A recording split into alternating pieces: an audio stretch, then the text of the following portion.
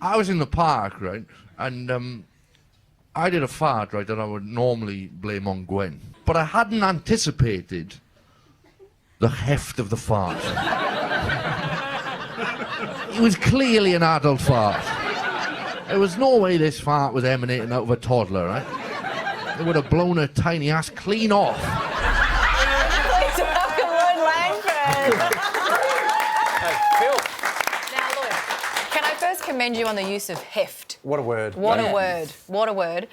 Are you still blaming your farts on your daughter? Well, this may be poor choice of words, but that has backfired. My daughter can talk now, and she, at the moment, exclusively refers to me as Mr. Fart Man. Nice. Which is something that Anne has unsurprisingly encouraged. Yes. I think that's called karma. Well, there you go. It's interesting to me to be in a family dynamic where I have the least authority. And one of those persons is a 3-year-old child. Yeah. Look, well, thanks for coming in, Mr. Fartman. Much appreciated. Speaking of birth of powerful energy, I mean, Mr. Fartman makes sense. But you've been touring your show, Powerful Energy. How's it all going? It's been fun. I had a very interesting experience in Melbourne. I was doing the comedy festival here, and a lady started beeping very loudly 5 minutes in. Beeping? She was beeping. And I said, I think maybe your phone or something. Can you sort it out? And she said, oh, don't worry, it's diabetes. Oh. Right. What do you mean? Yeah, I was like, I don't know much about diabetes, but, like, it doesn't involve beeping. It's like the pancreas unable to produce enough insulin. She had an alarm that was going off. And I said, I think you need to sort that out. And she was like, yeah, it's fine. Like, don't worry about it. She didn't want to miss anything. I know, I was like, I don't know. I think you fundamentally misunderstood the purpose of an alarm. Like, it's not going off to tell you everything's A-OK. Like, eat a cherry ripe. Like, Yeah.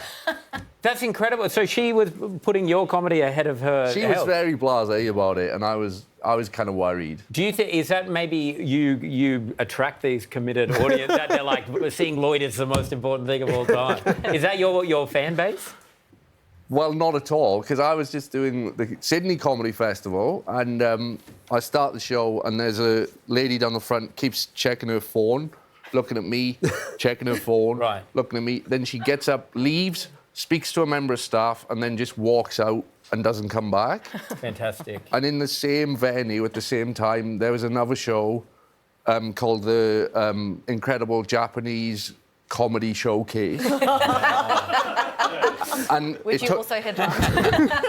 it took her 10 minutes of looking at the phone and looking at me and thinking, I don't think he is Japanese. Then she had to double check with a staff member, and they were like, no, you're in the wrong room. Well, you're lucky that she didn't back out of the room because she might have beeped as she went. Hey, so I think last time we were on, it was before the Actors, where you and your wife Anne were both nominated in the same category. Yes. She won. Obviously. Yeah. But I will say, I thought she was very gracious in her acceptance speech. Because it's a tricky sort of circumstance, but I was quite touching, I thought. Let's have a look. I just want to say straight up to my partner Lloyd, who was nominated in the same category, suck shit!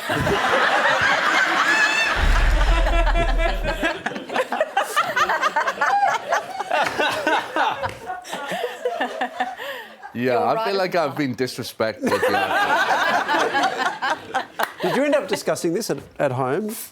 Well, I mean, I don't know if you've ever been to the Actors ceremony, but it's like 4.5 hours. It is long, yeah. 5 hours, and you're not allowed to discuss anything, like in the audience. You just have to watch. So, yeah, I was... I had a lot of thinking time. I had a lot of... I was very, very direct after the 5 hours. Yeah, got you.